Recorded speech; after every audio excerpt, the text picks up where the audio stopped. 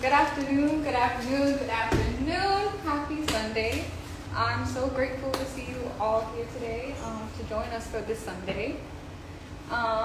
Before I go any farther, can you all hear me? Beautiful. So we are currently at... I'm learning. Yeah, this is my studio. Oh, I'm Dani. And this is YCMB Studio. And we're a modest team of two that make up ShowOut.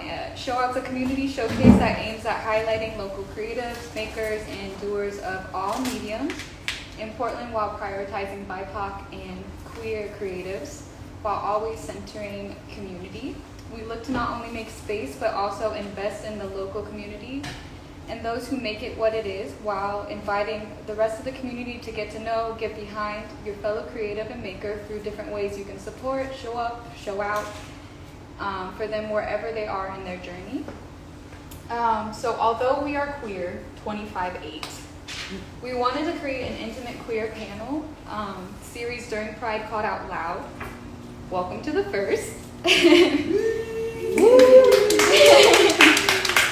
So OutLoud invites us all to sit down and have a conversation that fosters connection and belonging while getting to know the perspectives and experiences of three amazing, talented folks in the queer community, our community, with and for the queer community. And so now I'm going to let Bernie take it away with housekeeping, what you can expect, a little run of show, and of course to introduce our fabulous panelists that we are so grateful that you have joined in us this Sunday to participate. That's y'all. All right, so a little bit of housekeeping. So first and foremost, if anybody needs the restroom, all the restrooms in the building are all gender, and the codes to the restrooms are on the back of the door on that orange piece of paper there. Secondly, we are hoping to foster a safe space and inclusive space. So if you have any questions, comments, or concerns, please feel free to raise a hand. If you need to take a beat for a second, for any reason at all, please feel free to step out. And please silence your phones while the panelists are speaking, just so we can get them their full attention. And last but not least, we really want to take time to set a positive intention for the conversation. The intent is to foster belonging, connection, and authentic, genuine community relationships. So let's just take a beat and really try to infuse some positive feelings into this. And so, without further ado, I'm going to introduce our panelists. So first we have Judge Kemp, writer, husband, poet, blogger, community-oriented leader, and published author who is going to share some of his writings in Live, Love, Leo, which is a collection of 55 semi-autographical poems. And then next we have Lichi over here, the multi-talented, multi-hyphenate creative artist and muse who has worked in creative production for some of your favorite local and international brands, in addition to modeling for quite a few of them as well. And last but not least, we have the wonderful Nikeisah. Nikeisah is a chef, entrepreneur, food advocate, and activist who founded the infamous Meals for Heels, one of the only, perhaps the only, late night food delivery service catered to sex workers and sex positive clientele. Okay. Sounds great. All right. Good job. How's everybody feeling with the temperature inside? Cool. Everything was good? Okay, we can make it cooler. We can make it real cool. Perfect. Okay, to start off the panel, everybody ready? We thought we'd ask one of the icebreakers that are also on the sheets on your chairs. So, in order to get a little bit of a better picture of how y'all are feeling, where you're at in your lives, what would you title this chapter or moment for you, and why? And anyone can just feel free to jump in. Yeah, and if there ever is a question that doesn't pertain or you don't want to answer, no hard feelings. But the question was, to help set the pace, what would you title this chapter for this moment of your life? What would you name it if you could? I'll start. Yeah. It's a good question. Can you all hear me okay? I would call this chapter community. And the reason for that is being in this space, for one thing. I've been in Portland now 24 years. I've never been specifically in this building. I've been downstairs to Deadstock. But just being in this space with you all to have these conversations about being a queer artist, about just who I am, I think that would be a great chapter in my next book. Lovely. Honored to be in that chapter with you. I think for me, it kind of goes with what you're saying, Judge. I'd say we're all we got. We all we got. It was like a recent epiphany of mine while reading and researching like Black anarchism, indigenous anarchism, and just realizing, you know, this world we live in. Like in the end, we're all we got. So let's take care of us. I thought this question was for everybody, but like in the crowd too. Oh yeah, we gave them the same icebreaker one, and we wanted to like kind of set the tone. Okay, I would say mine is catharsis. I feel like I've worked my entire life to build a narrative and story for myself for so long that now it's like I have a good reputation within myself to now release that into the universe and allow whatever happens to happen, and this happens to be one of them. So yeah, I also want to say thank you for putting this event on. I think it's really cool. Thank y'all.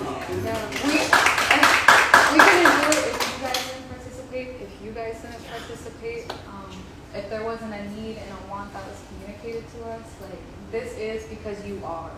So I'm super grateful to have everyone here. On live too. Grateful for y'all.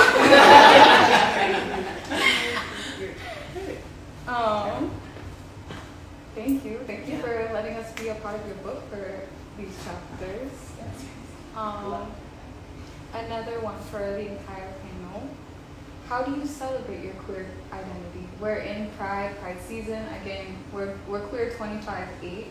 But we kind of get an extra excuse and an extra reason to celebrate harder during this season. So, in general, how do you celebrate your queer identity?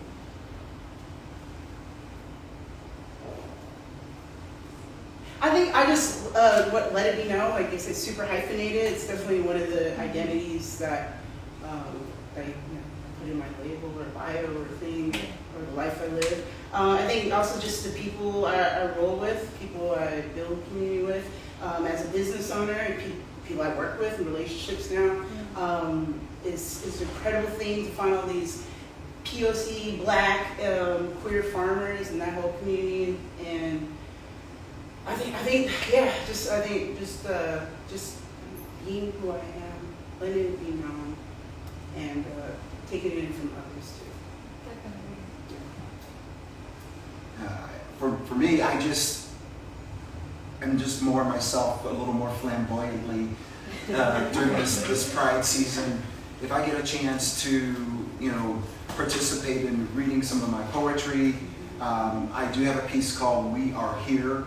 That's something that is very much an invitation. It is an announcement to the world that we are all here in all of our various shades, our chosen family, born by blood and not. Yeah. Because we choose who we want to be within our lives. And so this is the time of year I can really be proud, more proud maybe I should say, of not just who I am or who I choose to love, but also this wonderful and amazing diverse community that we're all a part of. Is We Are Here and Live Love Leo? It is. Okay, looking forward to that. Ours is coming Monday. I think this is a complicated question for me because it's like a double-edged sword. I don't celebrate any different than I normally would every other month, and I think having a month to celebrate an identity, I think is a bit odd or a bit capitalistic or a bit whatever. So I think it's kind of nuanced in that way.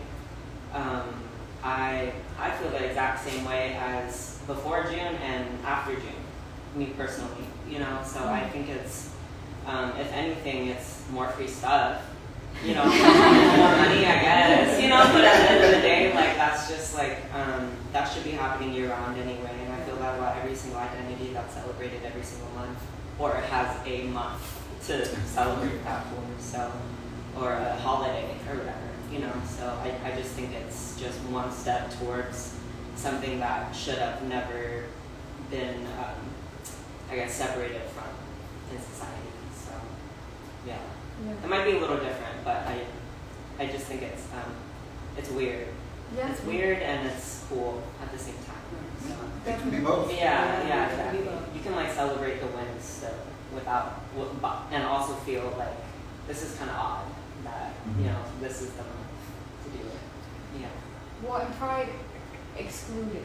Yeah. Is there any way that you like to celebrate your queer identity, or ways that you feel celebrated in your queer identity? Oh, I'm walking gay as hell. Look, like, you know what I mean? Like, as like oppressed people, like in any identity or shape or form, like no matter what, people are gonna be treating you different or looking at you different, and like, what is the point to not be yourself? I understand for safety reasons, yes, but also like, you know, we have one life to live as far as I know. So I'm proudly being with who I want to be with, wherever I'm gonna be, whenever I want to be it, and I'm just unapologetically myself. Absolutely. Yeah. Absolutely. I'm gonna fight. So you all have brought a vision or a project to life in various shapes and forms. A lot of folks, myself included, struggle sometimes to have something that was once a dream and bring it into the real world so that it is something that is tangible. And so my question for you all is, what are some ways you were able to make your vision into something that was tangible in the 3D outside of just your dreamscape? And maybe what were some of the hardest obstacles that you overcame to do so? Also, feel free to simmer in a question. Never a rush. Yeah. We're on your time There right you go. now. Yeah. What was the second part of the question again? What were some of the hardest obstacles that you had to overcome or overcame to do so? It's always budget. Yeah. It's always budget. We feel that. You know what I mean? And I feel like marginalized groups of people have the best ideas, and it's always a lack of capital or a lack of connection. And I think it's, if anything, like we're constantly sharing ideas amongst one another, and it's about who wants to catch that and who just wants to run with you in that. And at the end of the day, like the dreams are how we live, and every single day and how we live. So it's just a matter of the energy that you create around you and who's really vibing with that and who wants to run with that, honestly, for me. Because, you know, it depends. You know, if you want to go fast, like you can do it yourself, you know, but if you want to go far, you have to take it with other people. Exactly. And that's just how I go about it. But yeah. They're much more fun when you're around other people you like. So yeah. I think me, one of the challenges is personally is probably self-doubt myself, holding me back from getting to that next step or dream or thing or something like that. And then I think a little bit of patience, like wanting to see, again, like that change happen faster, and everything's going at a slower pace and whatnot. But yeah. When self-doubt enters the chat, how do you combat that? Oh man, it's hard. That's what me and a therapist are working on. I think it's been a little more holistic or looking outside of the norm. So like I went to a wellness retreat and had a reading, and like what was read to me kind of really hit home. And so just trying to remember that, and seeing like I said recently, like seeing spiders in my house. What does that mean? And I thought, oh, actually inspires creativity. And so I've been studying like a poem, and I've been just putting it up in my place and just trying to remember, like, create. Like, I'm not, I don't know, the self-doubt can be so strong and crippling, but just like, no, you're good. Like, you know, create. Like, it's around you. It's like the world and things are telling you stuff. You just gotta sometimes tune in, and sometimes it's hard, or even how we, it's kind of transit and bring it into everyday lives. So I love that. Even with like, I mean, I'm afraid of spiders. I won't kill a spider, but I'm afraid of them. Yeah. And even the reframe of being like, oh, it's actually it's a good message, instead of being like, what are you doing in my house? yeah. It's like, oh, this is a good sign. It's a good sign. The same goes. I love that. I want to chime in on what you were saying regarding self-doubt. I never considered myself a writer of any kind, you know, especially poetry. During the pandemic, I was taking an online writing class just to, you know, kind of keep my mind from going crazy, because I was, you know, suffering some really bad, truly vivid, horrific nightmares because of all of the, you know, misinformation, ill information that was out there. And so all of that just kind of sank into my subconscious, and I was just, you know, my nights were just filled with terrors. And I found online a writing class. A woman that used to live here in Portland, she offered this free writing class online that, you know, I'm like, okay, fine. I'll, you know, after the first couple of months, I finally logged in and realized, okay, this extra bit of coaching for this writing class was helpful in focusing all of that negativity into something positive. And when we started working on poetry, you know, that's when I kind of like, you know, things were going great, and then poetry, and then I was like, poetry, it doesn't resonate with me. You know, I always had this idea in my head that, you know, poetry, you had to be an academic, it had to be sound very this and that and fluffy and all those things, and then realize that it is not that, or it is and. You know, poetry is exactly what the writer intends it to be. And because of that kind of epiphany, I was able to experiment with words, some kind of fluffy, some kind of rhymey. But at the end, you know, after, let's say, 3 months of practice, my instructor's like, so these are really good. What are you going to do with them? I'm like, I don't know. And she is like, well, have you ever thought about putting all of those poems into a book? And I'm like, me? Again, the self-doubt. Yeah. It's like, I'm not a poet. It's like, she said, yes, you are. And so this is the physical outcome of that work, is this book. So. I love that. And that and is going to stick with me. It's that and. Yes. Yeah. I feel like that's a great segue into systems at play, you know, because to be something, then you have to have qualifications for Right. that thing. Mm-hmm. When really, like, our life and civilization up until this point has just been somebody doing or trying something and not feeling like they have to go through all these steps and hoops and whatever to jump through to do it. So Yeah. I think that's I don't know, it's inspiring that people just do things. You know, like you were just a born poet, you know, but like you never had to clarify yourself as a poet to write. Yeah. Yeah. True. Yeah. And I think that's invested in all of us. Yeah. Yeah. Like we have skills and we have things that people would classify as, oh, you're this, you're this, you're that, you know, but really it's just, maybe it's something you just wanted to do, Yeah. you know? I think we all have a story to tell. Yeah. We just have to find that tool to, Yeah. or that outlet to Yeah. let it flow. Yeah. Like I'm sure all of y'all could be up on this panel too. 100%. Oh, yeah. And very well might be. Yeah. Just saying. Plant that No, seed. for real. Like, I hope y'all aren't looking at us as like some pedestalization of like this community. You know, like we are just normal, just like y'all. You know, Yeah. skills and talents and all. Well, and Lichi, you brought up how it's important to have people that come with you on that journey when Yeah. you're creating, and like for judges professor to say like, have you thought about that? Like having these conversations of people you don't know what you know until someone told you. Exactly. And like emphasizing that importance to have someone to run with you. They ran with you. Yeah. And they saw that. Yeah. Like even being on this panel, I'm like, why would you want me to be on this panel? You know, like I don't feel qualified for that, you know, but again, it's like somebody believed in you to do something, or like someone had a need and you wanted to fulfill that need, you know, and yeah, I just think that's so important to have the community aspect to life and art and whatever. Yeah. So Imposter syndrome is real, and we're all Yeah. currently faking it. I think we're making it, but I we're think so. all- I think so. you're doing all right. You're doing all right.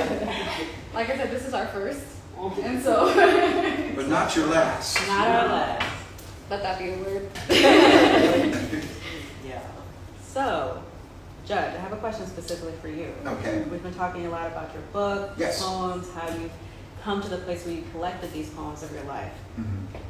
And a lot of the poems in your book talk about self-actualization and self-discovery, and you have a poem in there that's called "My Imagination Wants Me to Know," Yes. where you kind of personify your imagination as this parental guide figure that allows you to see maybe other things that you would have restricted yourself from, and helps you to kind of imagine an alternate world.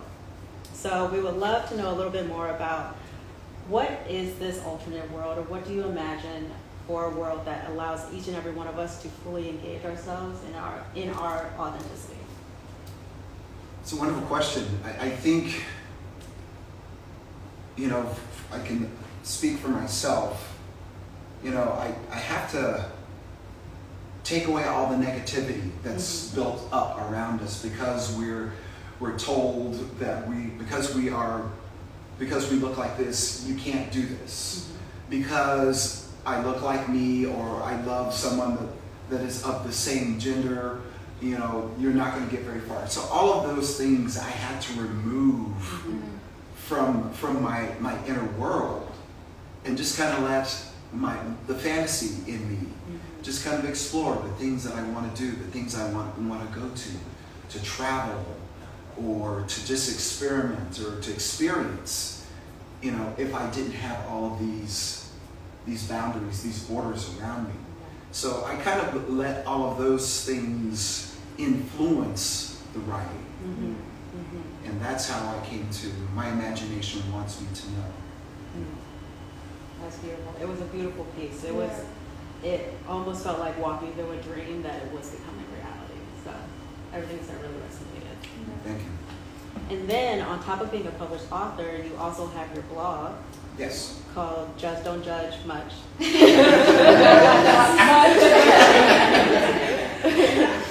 Where you talk about your life events, current events, and things like that. So we were interested in what topic that you've written about has interested you the most. And then on the flip side, what's a topic that you haven't written about that you're kind of dying to write about? That's a really good question, especially the latter component. What I was really excited to write about was something I just recently published called Otherly Love. And it really deals with how sometimes we as human beings, we feel that certain rules don't pertain to us. And it specifically talks about how during the pandemic, all of a sudden we're hearing these stories about unruly passengers physically assaulting flight staff. Here in Portland, for example, Portland got rated within the top 10 of the worst drivers in the nation. I believe And, it. and I think we're all witness to some of that, where people will just blow through a red light or use a stop sign as more of an option versus, hey, you know. So that is something I recently wrote about and really truly resonated with me, because it was just something that was spinning in my mind as I almost got hit. Somebody ran one of those red lights. And I also, when I lived in Los Angeles, brand new car, was getting ready to head to a rehearsal for a project, and someone blew through a stop sign and T-boned. So seeing all of that, those type of behaviors happen, just kind of stuck with me for a while. And to answer the latter part of your question, something I may want to write about, but I just haven't yet. I guess it's kind of two things. I don't really like writing about politics, Yeah. specifically one right or left, because it can be so divisive. So rather than talking about one or the other, I will speak broadly about both, as a way to just kind of not to dig at any one specific person. Because as a writer, I don't want to alienate anyone, granted the topics, and if anyone happens to get to my blog post, they'll realize I am a more liberally minded individual anyway. But I'm not going to blatantly say, if you are a Republican, you're an evil person. Because there are Republicans who are nice people as well.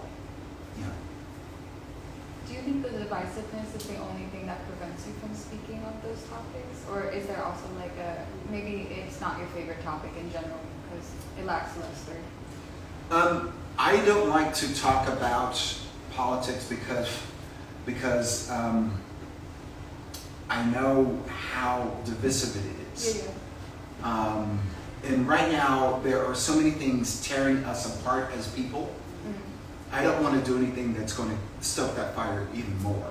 There's plenty of stuff in the real world that is doing that. Yeah. So I don't need to do anything more to stoke that fire. If anything, I just want to provide people with enough education so they can make a more logical choice when it comes to voting. Absolutely. Rather than saying one party is really bad, the other party is really good. I just want to try to share a little bit of my life, which is usually what my blogs are about, how I see something or internalize something that maybe someone else may say, hey, this judge has a point. I never thought about things like that. Thank you. Thank you so much. On a different note, we already talked about how we can't really separate our queer identity from our expression and how we move in that world. But I do know that with ourselves right now, we're in this queer panel. One way my queer expression has come is through creating something like this. So I would like to know for you all, how has it played a role in the projects and the stuff that you're wanting to create? Is there a lens? Is there an idea? Is there an expression? You can take this any which way, but how your queer identity has found itself in the expression of what it is that you are creating and building and making. It's a big one.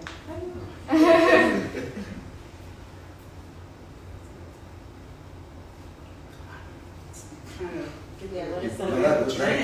We can let it simmer, and it can also be a flop. We could flop it and move it. It's for y'all. I'll start. I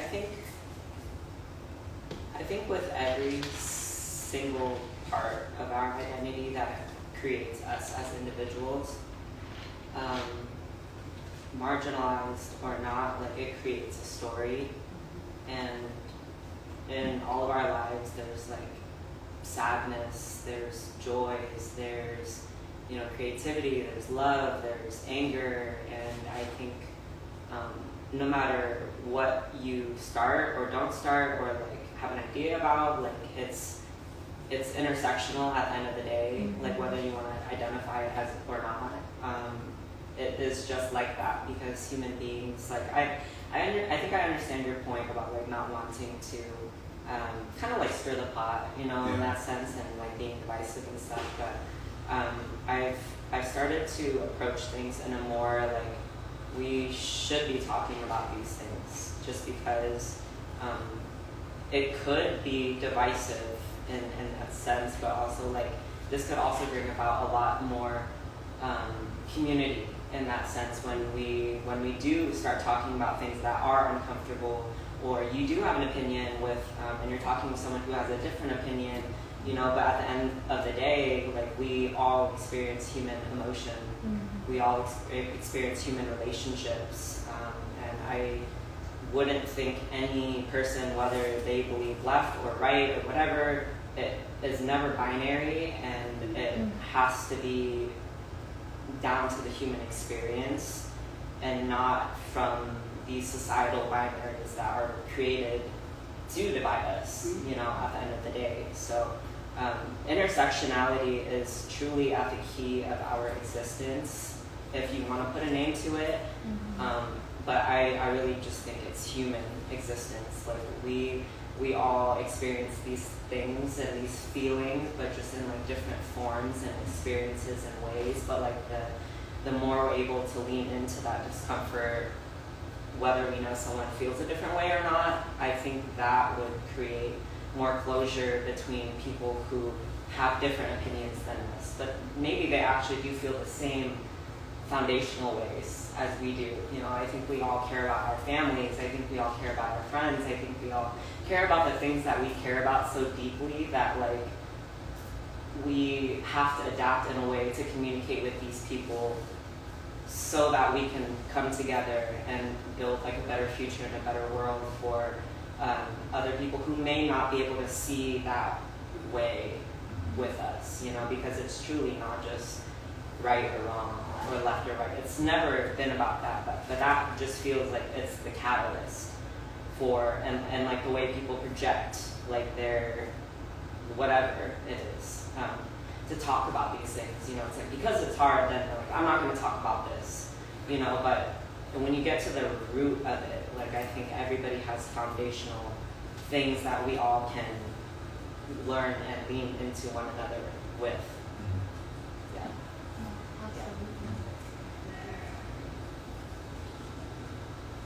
Oh, I'd say I guess some words that come to mind is just finding value in everybody's lived experiences.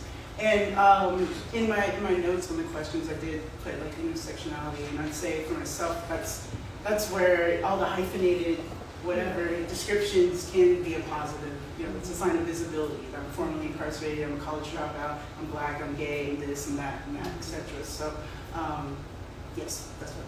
No, it's definitely. And calling out one aspect of us isn't to eliminate all the other aspects. We couldn't if we wanted to. So just to make sure that that's clear. Visibility, being seen. Yeah. You don't know what's up, but you can be A, B, and C and still do element of P. Absolutely. Yeah. Because you're this and. It's going to be a pin word. Which, speaking of multifaceted, that's a good segue, Lichi. So, Yes. so, from just like observing, you're probably one of the most multifaceted people that I have seen. From what Bernadette mentioned of like being on set in production, so behind the camera as well as in front of the camera modeling. I know you also draw, you do mechanic work, and I know that just a fraction, because that's just what we can see and that what we're privy to. And so my question to you is, what is your favorite way to create? What makes you feel the most authentic? I also know that you're making a cookbook with your partner, and we're gonna bring that up in the next one. But So the question is, sorry.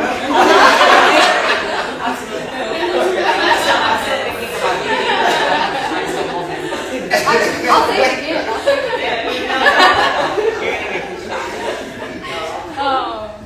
What, out of all the ways that you create, what is your favorite one? It could be your favorite one now, and the one that makes you feel the most authentic while you're creating. I think all of them brings authenticity to me. I don't like to do anything that I feel like I have to do. But as of right now, it's definitely the mechanic stuff. I've been keeping that. It's a special one for me, and I really do appreciate that you think I'm like faceted, or the other word that you said. But it really comes from my dad, and I think that's why not me choking up. So yeah, you know, there's tissues back there. I should have said that. I'm so sorry.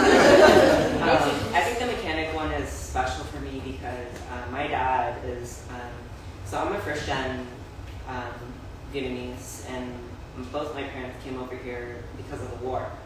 And so with my dad, it's very complicated.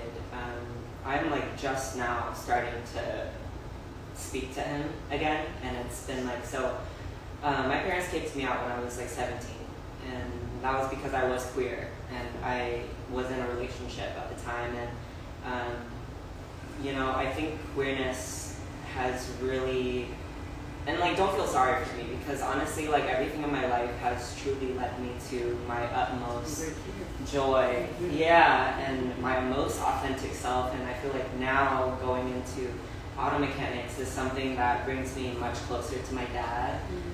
Even though I'm not working on things with him actively, it's I feel like I have channeled him in every creative endeavor that I've done, because my dad is probably like the smartest person that I know, and he knows how to do everything. Like, if he wanted to know how to do it, he would do it, you know.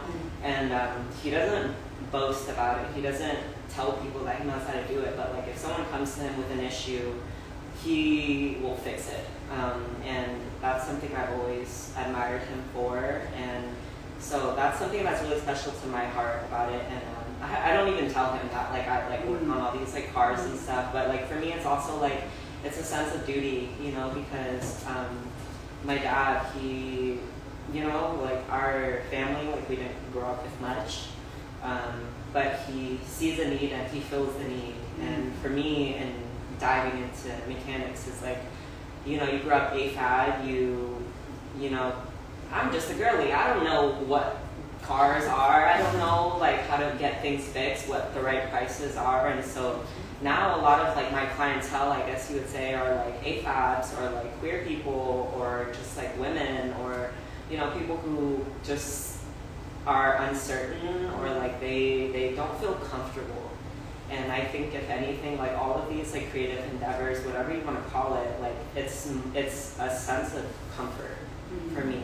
And I do things because it brings relationships. Like, literally every opportunity I've ever had, or every art medium that I've ever done, was to get connected, and with myself, or with other people, or with my family.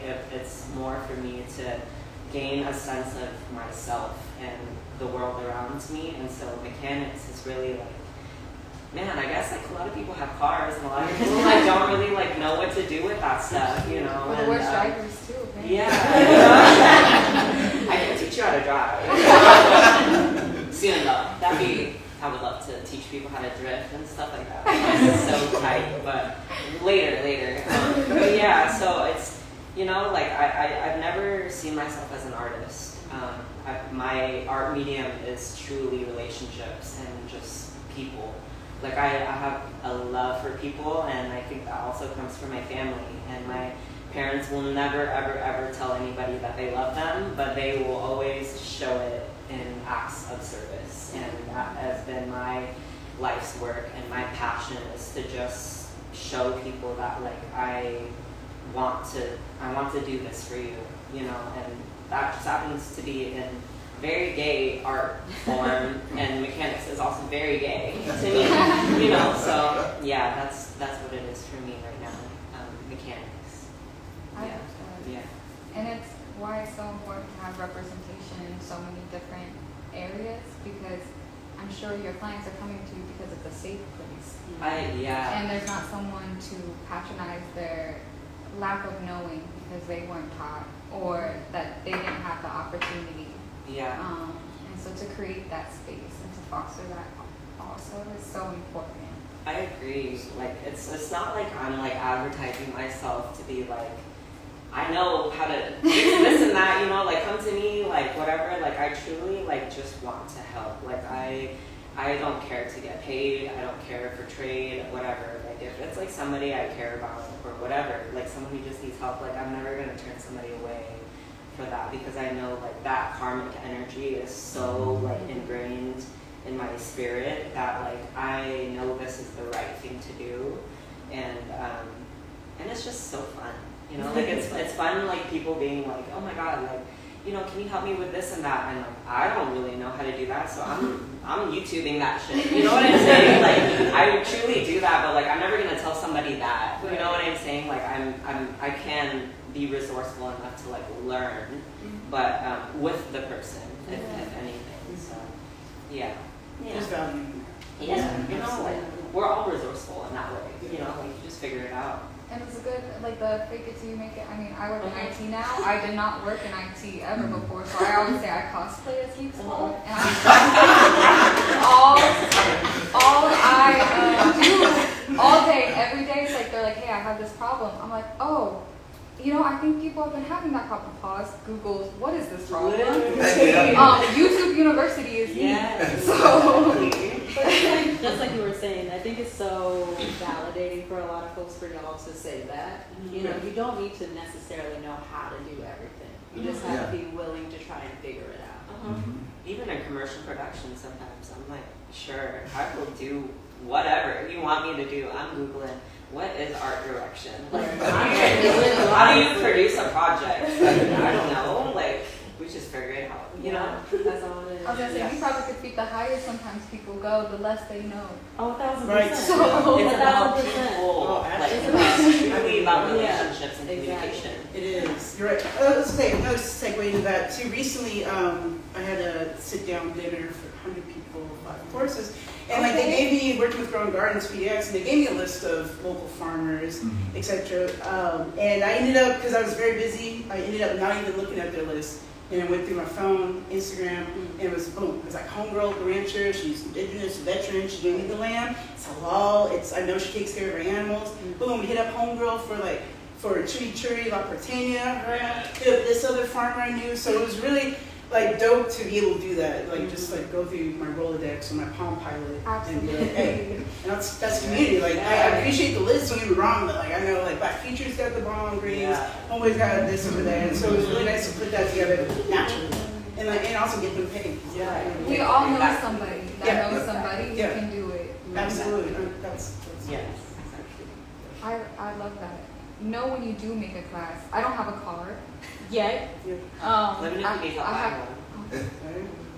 I Take mean, note. Take Yeah. note. I got contacts. we tried once. They're aggressive.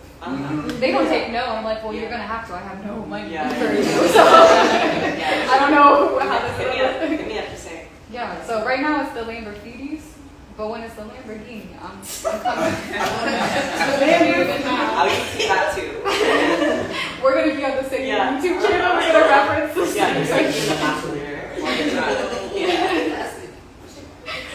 That's knowledge is power. That is a whole thing. We should be sharing and spreading all that stuff. Like, my partner is a queer Latinx farmer, and she recently brought me some things like herbs and veggies. And as a chef, like I've worked in different kitchens, and how I store certain things was even like something like, no, she's like, just do this. Like refrigerators dehydrate everything. You need to dump your greens. If they're wilted, they're still good. Just dunk them in water for 30 minutes. They come back, they're popping, they're crisp and everything. So it's like, I told her we should actually maybe do a quick little video on Instagram for like other people to know like how to store your herbs and vegetables. You know what I mean? So I mean, it's a small thing, but why not keep, so you're not wasting it or whatever. That's something I don't know. You know what I mean? Even though I'm a chef in the kitchen, like I don't actually know how I should store all these beautiful things. I mean, small things have big impacts. And so, like, if that means that your resource is lasting you longer, so you don't have to spend more of your other resources, that is important. That's so important. And I love that you're able to have that connection where, like, you're able to collaborate with your partner as well to have that relationship more so with the food. I don't doubt the relationship's been there with the food, but to now you're like, oh no, it's from right here. Yeah. I grabbed it myself. You know Oh, what yeah. I mean? Yeah. I washed it myself. Yeah, I planted it, I put the seed in, I see it started as nothing into like where we're pulling out of the ground. That's a whole nother topic. Oh, we're gonna get there. Don't say we're not. So. Yeah. I mentioned briefly part of your projects working on. I know that you're working on a cookbook with your partners. Mom.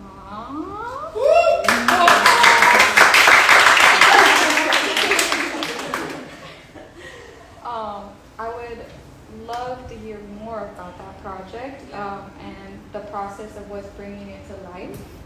and maybe a bit about balancing collaborating with your partner.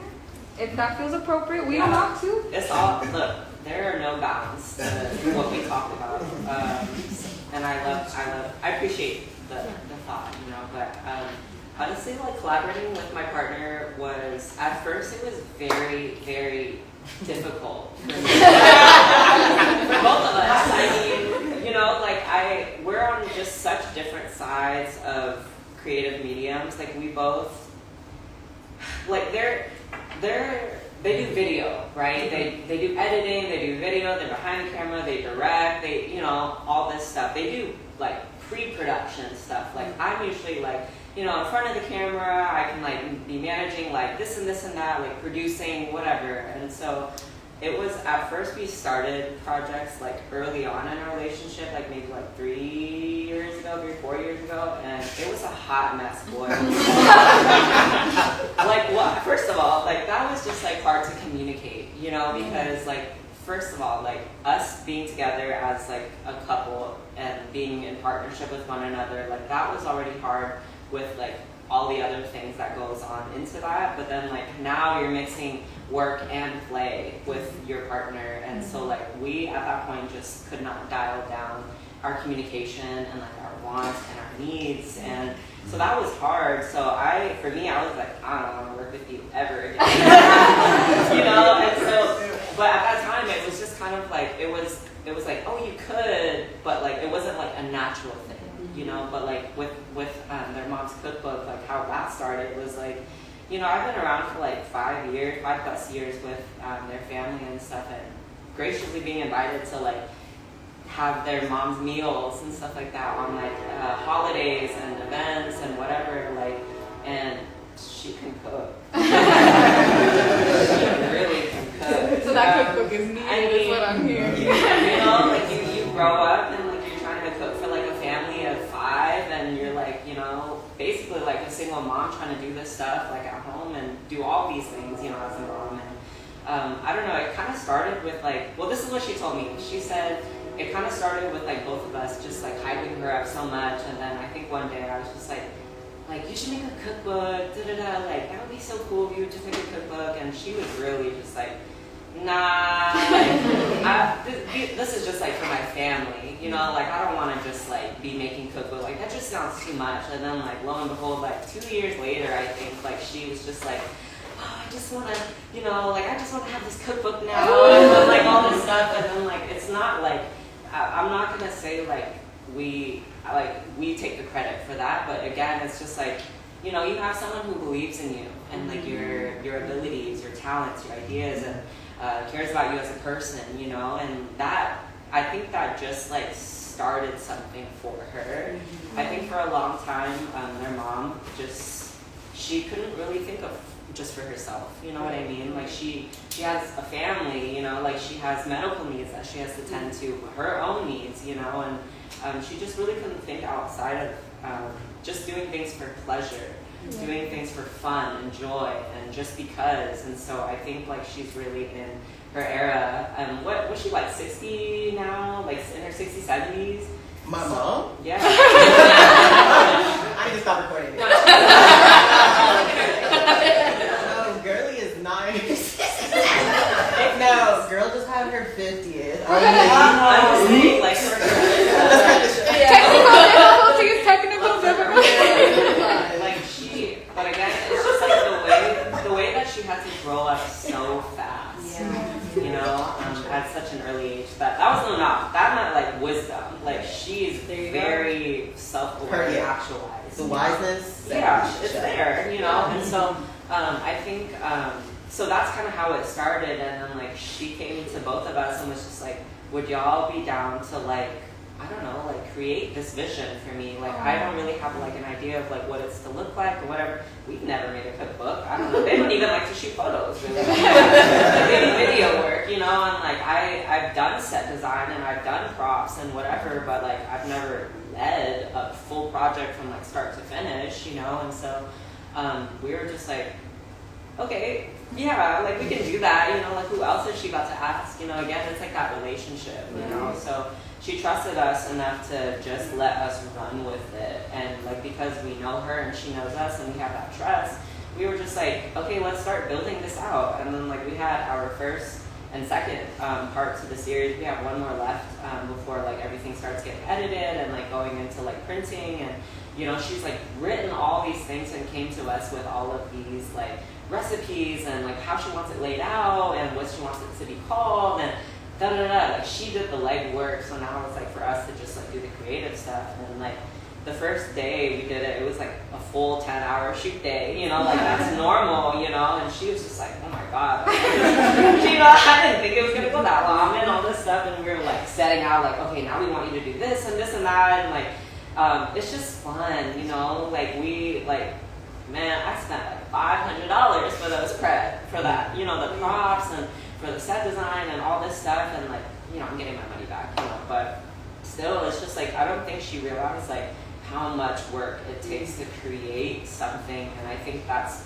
a vision, I think, for every person who wants to do something creatively. Is like, it takes a process, like a really long process. Like the more you are able to communicate it with other people and include other people, then like the easier it can become, because it doesn't make you feel like complete crazy. That like you want these things to happen, but like I just don't know how to get there, you know. And so the collaboration piece has been really great between us, honestly. Like we really killed that like the first and the second date, you know, like it felt like a date, honestly. Like, and it was just cool. Like it was just me and them and their mom, and like we were just like busting all of these recipes out, and we had a bomb meal afterwards, you know. Bomb-ass meal. Bomb meal, you know. And like that, but that's just something that we love to do. And like we're also working on another project. Like we're working on a queer pleasure startup, and like they're coming out with like their first product of like, it's not a vibe. It's not, well, it is a vibe. Wait, I don't know if we can tell you. Oh. Yeah. But something's coming. Anyways, Cut the camera. You know, like, so Mentioning product name. yeah. But again, it's like all of these projects are natural. You know, like nothing is forced. Like I'm not inquiring. Nobody's inquiring us or like forcing us to do these things. But because like we're just like in the place that we are as a relationship, and also just like creatively, like I don't know, it just felt easy to do. You know, like it wasn't there was no resistance with that. And I really implore everybody to live their life that way. Like truly like go with the flow of things, because as much as you want something to be A, B, and C, like life does not work that way. And like the more you try to resist that, like the more internal fatigue you will feel with that. So everything has been flowing, ebbs and flows between us, and I mean it just brings us closer like as a relationship and stuff like that too. So yeah, that's great. That's so beautiful. And to have someone feel like you're a safe space where you're not wanting to take credit, but you guys planted the seed that allowed them to decide what season they want to grow in. Like it didn't have to be right then. It took the 2 years, but they came to their season, and you made that shelter. So that is beautiful. Yeah. So yeah. She deserves that. You know, Diane. Shout out to you. Go ahead, Diane. Yeah, go ahead, Diane. Mama D's 50-year-old Diane. 40. I thought you told me 35. Yeah, I did. Yeah. My bad. You know, so be on the lookout for that cookbook coming out. In the next couple of years. So yeah. Cool. With that, we're gonna take about a 10-minute break. You can either use the restroom, grab some water, Grab a donut. Did anyone grab a donut? The box is okay. I was like, the box was closed. I was oh no, it's open. I lied. I'm sorry. I was like, whoop. But yeah, do your thing, and we'll be right back. And Nikeisah, we're coming straight for you. So Run, girl, run. definitely hype. No, I'm just kidding. Wait, what's the name of this good book? That's what I was writing down. It's gonna be Mama D's. Mama D's cook. Can't wait to see that. Oh, yeah. I'm ready to go. So you're shutting it up. Okay, so like, hold up. What are you doing? I'm on the live.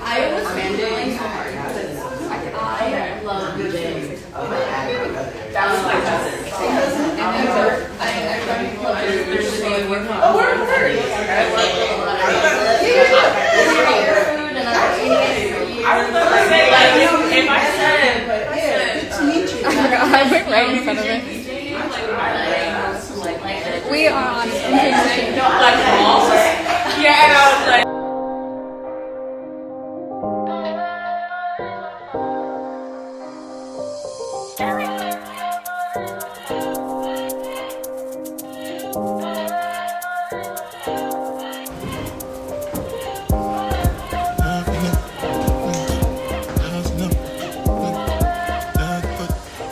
Perfect.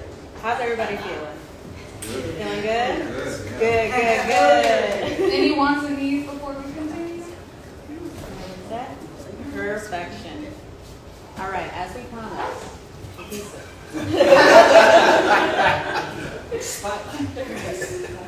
So we know you started Meals for Heroes Delivery. As I said, it's probably the only late night food delivery service that's catering to sex workers and sex positive clientele. Yeah. And from there, you've expanded to include more of the queer community as well. But we know this is not where you started. You also had a project when you were in North Dakota where you organized a rave fashion show called Updog. Yeah. Oh, we want to know about this. Yeah. Can you tell us a little bit more about that experience and how that experience might have influenced where you are today?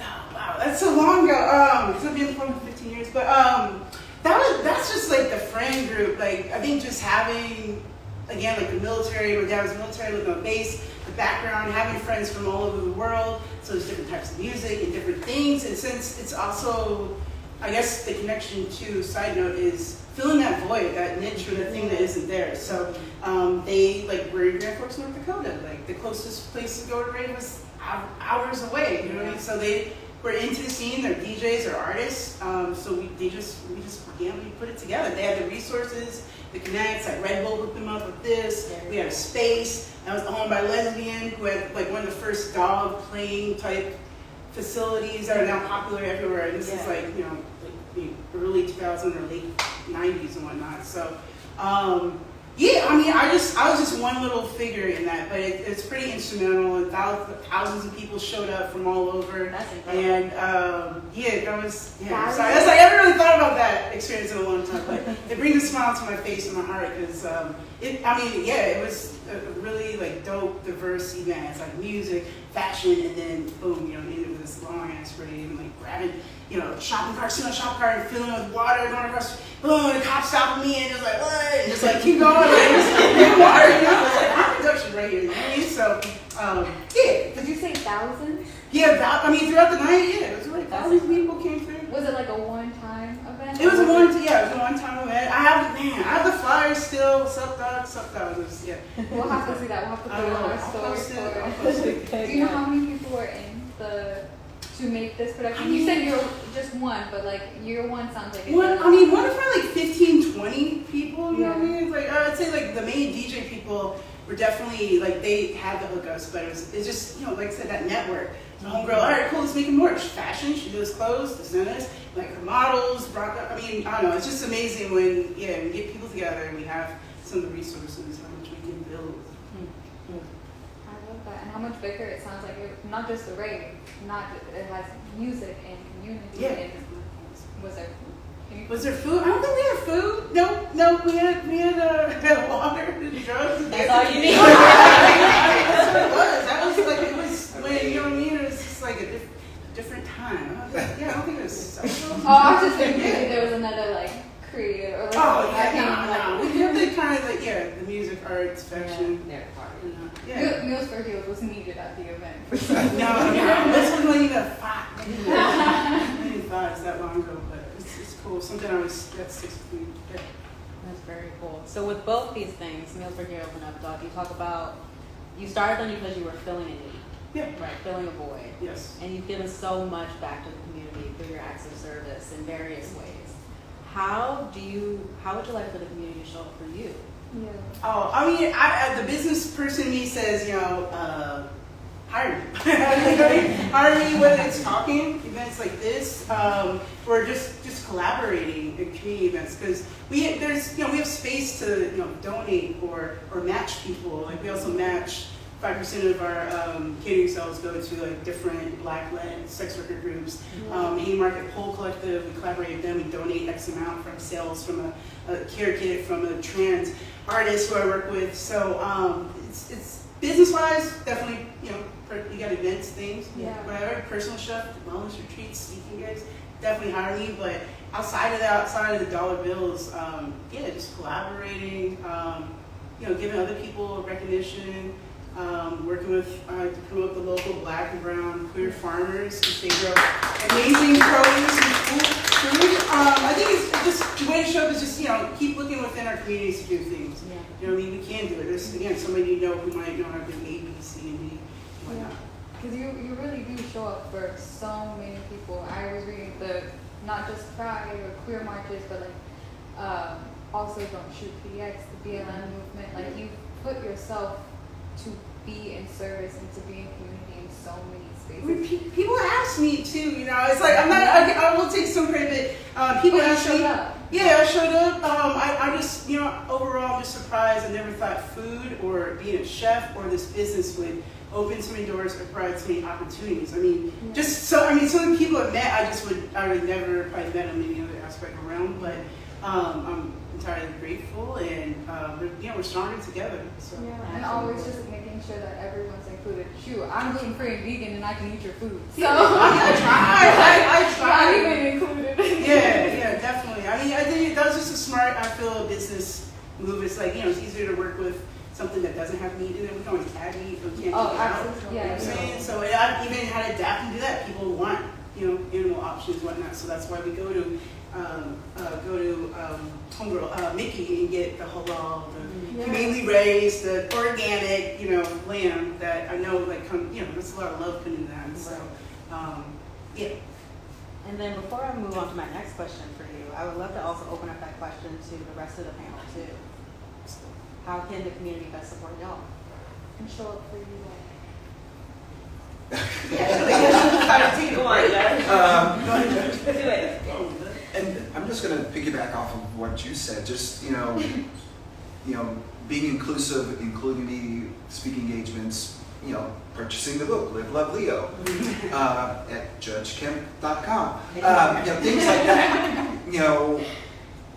I've been a part of the community for the gay community here in Portland for 24 years in a volunteer capacity and just about everything. I love these people. I love our people. And I would love to find ways to just give back again. Service, I try to support philanthropically in ways either financial, if that's possible, or even with my time. So, For me, it's like, if you like me, be my friend. That's what I care about. And also, if you like me, talk about me in a nice way, hopefully. And also, hire me for sure, whatever. But use me. I want people to use me because I've worked so hard to learn how to verbally communicate with people, all sorts of people from CEOs to whoever. I really enjoy engaging with new people and just people in general. So I'm always telling my friends, if you need something, please ask me about it because I may not know about it, but I probably know someone who knows something about it. And no one ever takes me up on it, but I would like to give in that way, I just want to be a healthy resource for somebody in any sense of the word. Yeah, it doesn't have to be just monetarily, if I can help you get a bag if you want.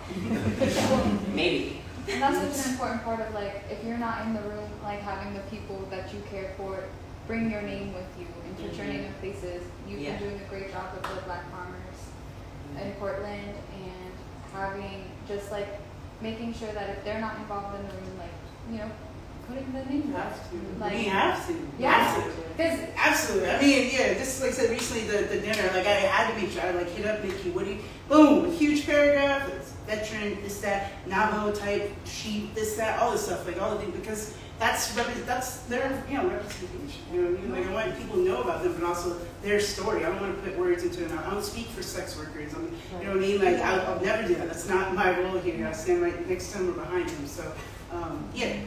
no, absolutely. And I mean, that's your neighbor. You're supporting somebody you know, and even if it's a friend of a friend, that's close enough for me. Yeah. Like we're now besties at that point. And so that's beautiful that you all do that and have been doing that, and want to also invite everyone who's joined us and who's listening to the live to also put the names of the panelists that you see here and those in your community as names in the rooms that they're not present in. So yeah.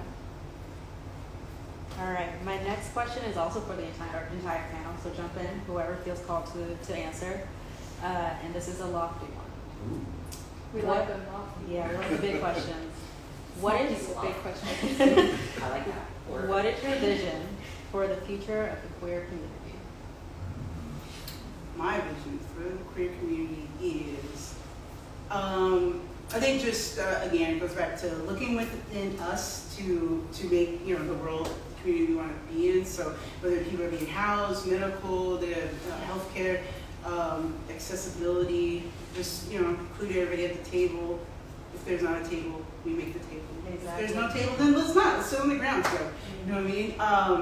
I think also, I think I wrote this down earlier. It's just, for me, I want to also, I hope the future is where I don't have to keep seeking out so much Yeah. queer, black, this stuff all the time, whether it's entertainment or A, B, and C. I want that, I guess, somehow to be the norm. Yes, Yeah. absolutely. So that's a little bit what I see for the future.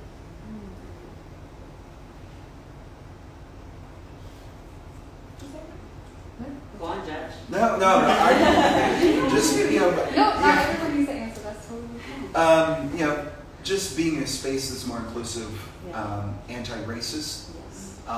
Unfortunately, I feel even within Portland, for example, there's still a lot of racism in some of these queer spaces. 100%. A lot of Let's not talk about the ones that are online. Yeah.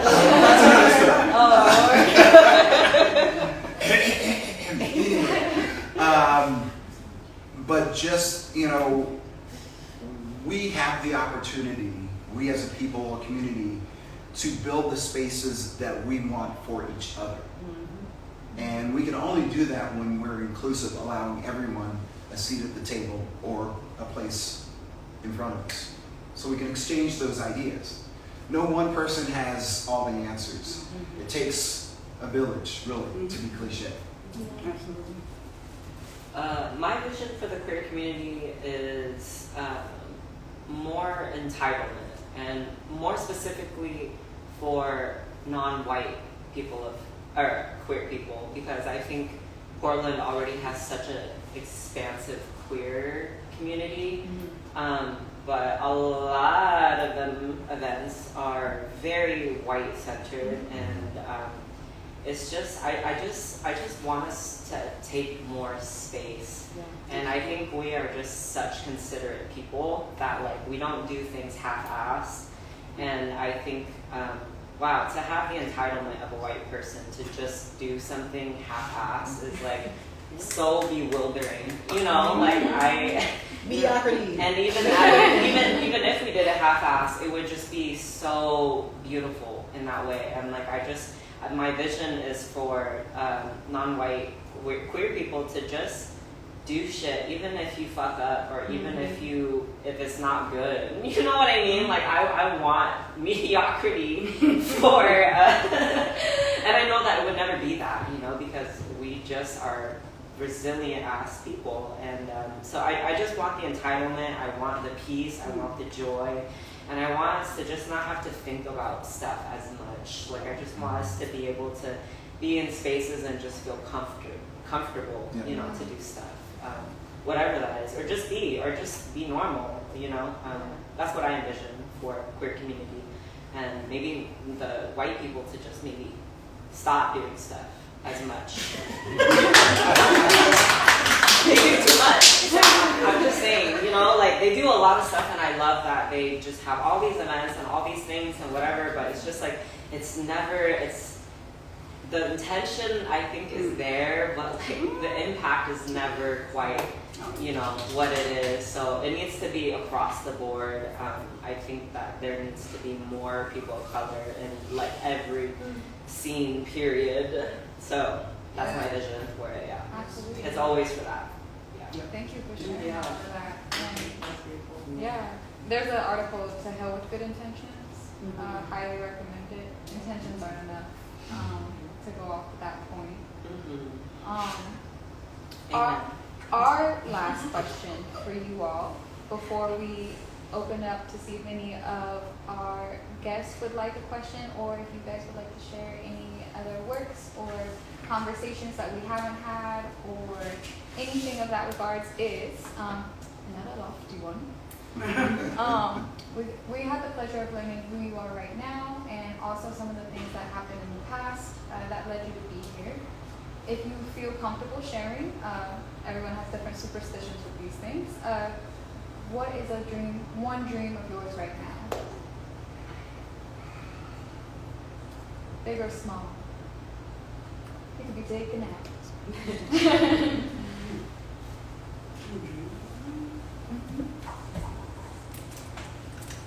Would be to, I guess, I mean, business, I keep building my business, have the different aspects, get the late night going again, have a wellness like aspect, just broaden my whole business outlook. And then personally, the dream, I mean, is to always be on vacation near water, I guess. I don't know. I like going, you know, go to Africa, all those things. I also, on a personal note, it's probably actually get to know my mom or my family's history a lot more, just something I haven't done, or that she's, you know, told me about, which I think there's probably trauma behind that. So I think a little bit, learning more about family history and the past on both sides. And some of those vacations, I'm gonna look for that too, to give the opportunity to learn and take time to actually like digest what you learn. Yeah, absolutely. I guess for me, just to continue to grow creatively. I have this idea in my head of writing a memoir of sorts, because I have had such a wonderful life up to this point. You know, it's not over yet. Knock on wood. Far from it. So I'm looking forward to doing more creative work in that way to share with people. Such a question. I think as a collective, my dream is for us to escape the systems that hold us to where we could actually be.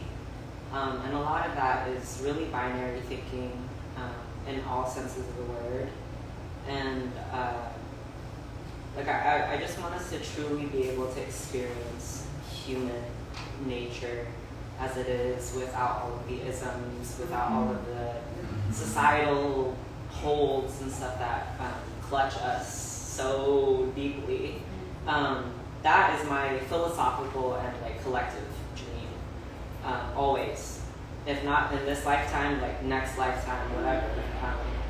And that'll always be. For my personal dream, I would just like to be at peace. Yeah, that's it. Like that's always been my dream.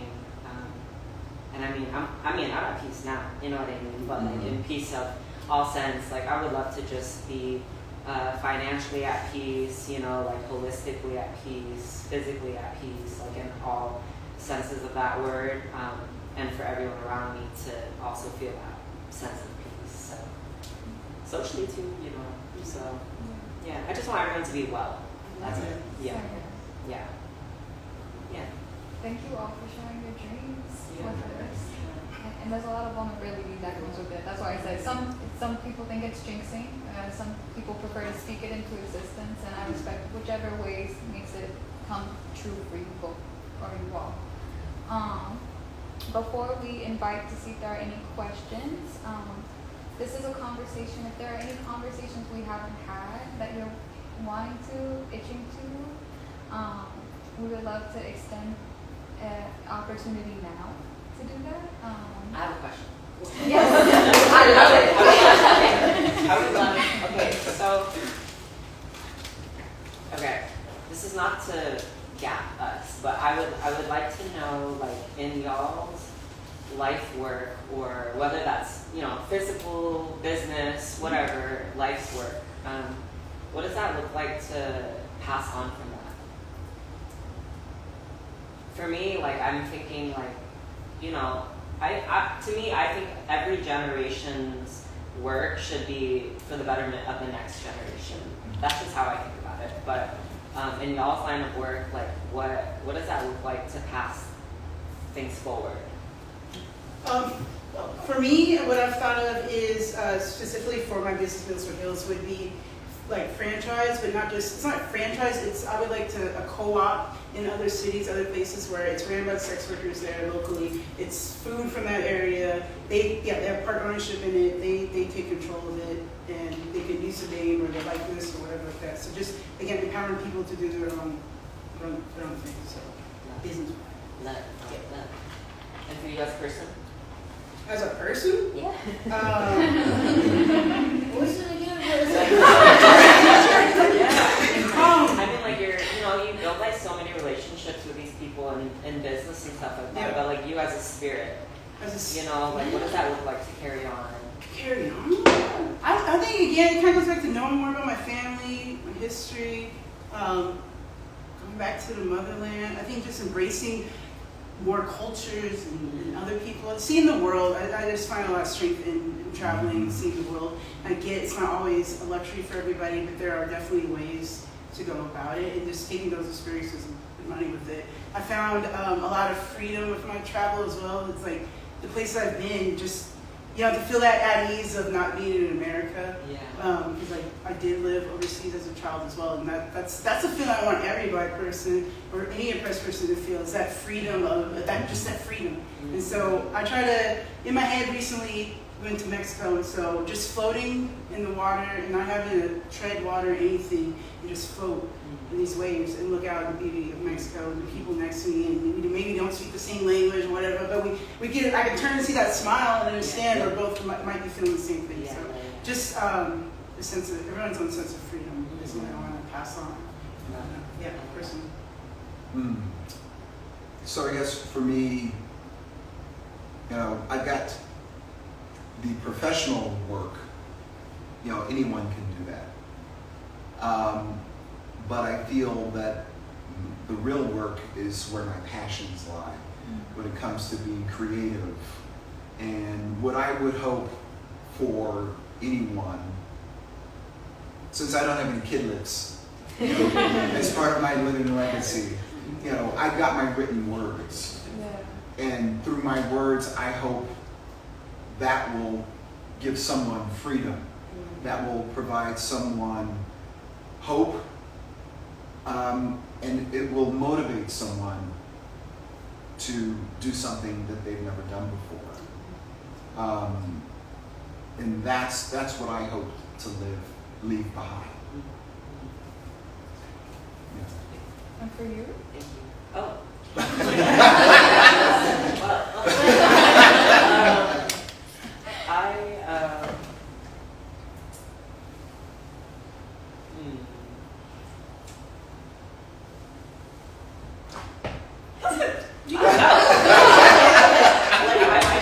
I just hope that. Dani, I'm sorry.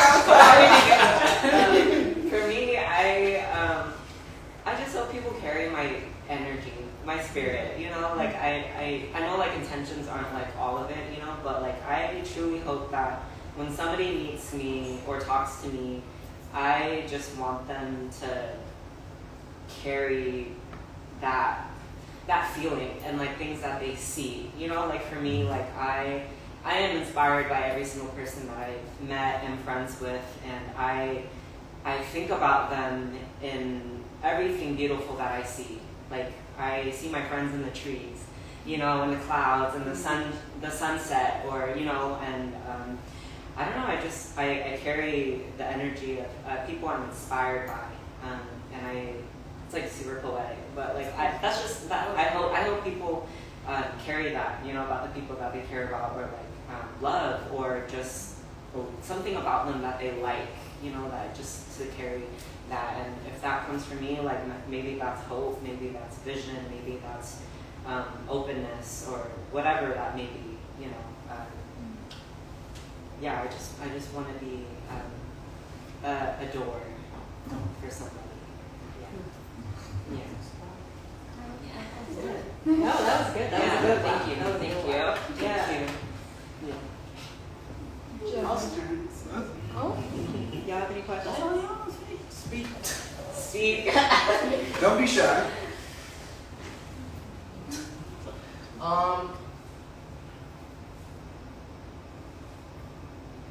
Well, I don't have a question. I think I just want to say, like, I'm very happy to be here in this room. I love intimacy. We're so close. I really love it. I just got placed with like an opportunity to help everyone in the community show their love, show their work. So let's connect Yes. and let's do this. Let's go above and beyond, because like I'm ready to create those spaces where we see a lot more of us. Right. We can just feel like, yes, this feels good. Yes. Instead of like, yeah, this is cool, but where's everybody else? Yeah. You see that one person over there? And you try to make eye contact. Like we on the same page. Yes. So, my name's Mel. Me and my friend do Teachable Living. We have a TV show.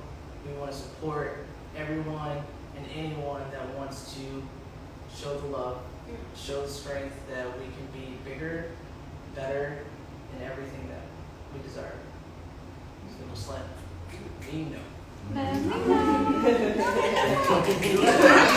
know. Sorry, I'm drawing some water. It's okay. Don't worry about it. Thank you. Yes. Yeah. Like, Absolutely. kids? Yeah. I will go under. Yeah. Thank you so much. Bernadette's also double checking. We had a bowl out in case someone felt too shy. There might not be any. Okay, yeah, there's. That's Oh, okay. also thank you for sharing your kind words, your awesome wisdom. You guys are so beautiful. I like this. Thank you. You know, I can't wait for the next crew to come through. I don't know if it's like I feel like it was an Asian, like the youth, whatever I'm at. I don't know where I'm at. Whatever. That's why we need everybody. Well, that's what we need. We'll, You know? 30. We'll say 30. Exactly. That's cool. I like having the balances. Something I've always also for my workplace in the future is like intergenerational. Like I want to work with old, you know, this, you know, all that stuff. You gotta have that. Right? Spices and variety of life. I'm glad that's how it was received, because that was definitely the intention. Oh, You got me there. Did anybody have any other comments before? No? That's okay. Audience? Live? Did you say something? I'm like, I don't know if I can read it and look at that. Judge, would you feel comfortable before I close out reading one of your poems? You mentioned "We Are Here." Did I name it correctly? Certainly. Let me put my lenses on my face so I can really see what I'm looking at. Thank you. Of course. Thank you.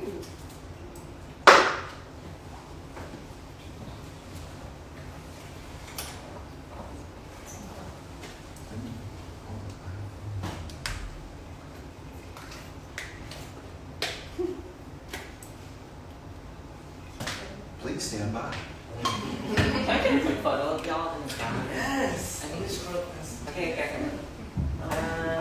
I'm sorry, I can't see you too much.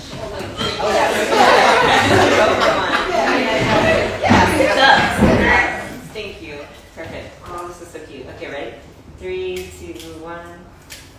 Cute.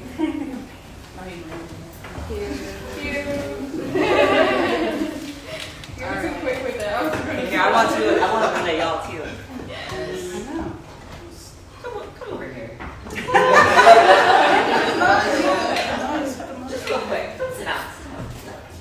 We small, we can share a seat. Yeah. No, Judge, you have a photo. Closer.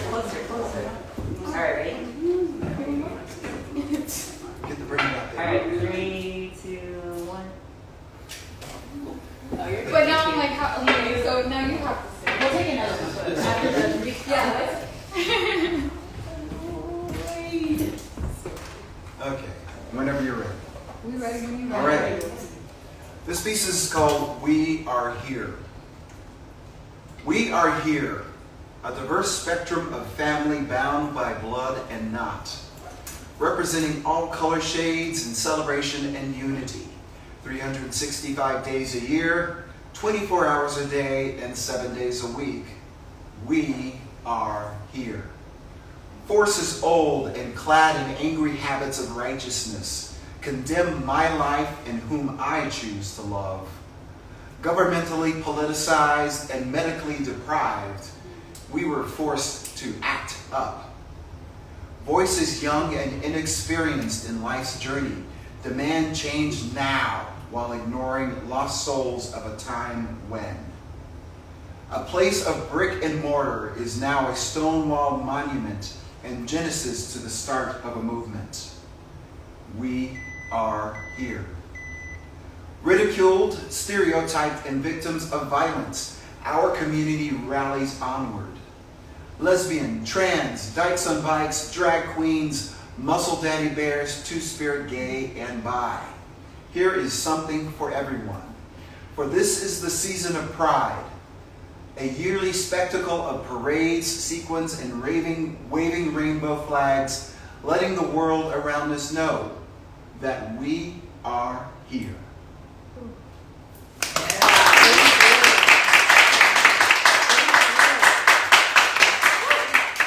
And yes, we are.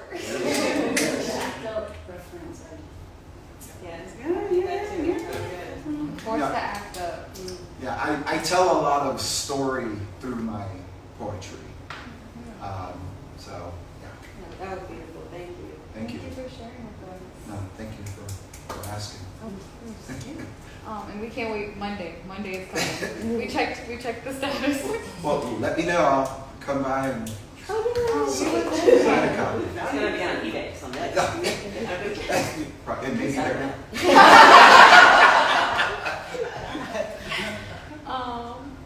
So as we wrap out the first Out Loud, we want to thank Lichi, Nikeisah, Judge for taking the time to join us. Allow us the privilege of learning about your current projects, your past projects, your dreams, aspirations, and just you in general.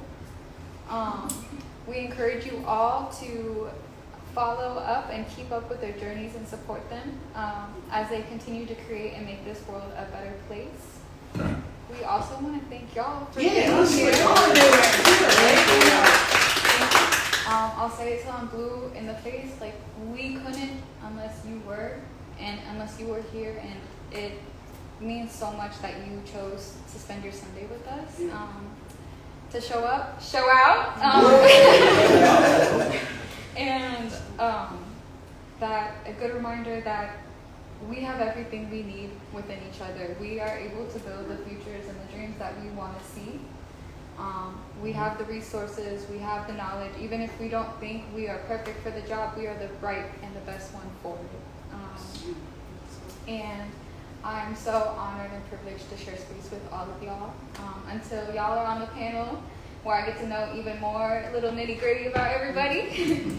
I'm so grateful. So thank you for being a part of the first Out Loud.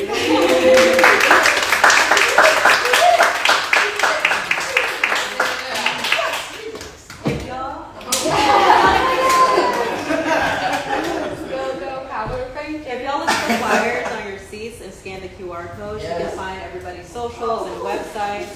You'll also find a link to a survey if y'all have any feedback for us. If y'all want to speak on a panel, please let us know. We are all ears. If you know somebody who you think would be a great person to be on the panel, also too, if you feel too shy, we love feedback. We love constructive criticism. We want to be better than the last, and it's for you. And so we have big shoes to fill because we want to impress you always. So thank you. Thank y'all. Oh, sorry. Go ahead. I was gonna say, feel free to hang out, grab some donuts, grab some coffee, do whatever. And yeah, There's still a bunch of mini donuts. Like I said, I'm gluten-free and vegan, so if y'all don't take them, Bernadette will have to eat them for the rest of the week, which she's not. Poor me. Yeah.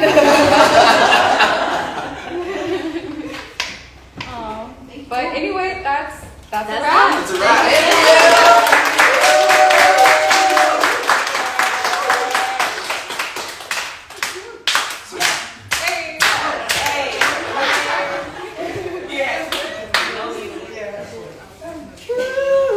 So, Dani, so you're like Virgo Power Rangers. So, Black Power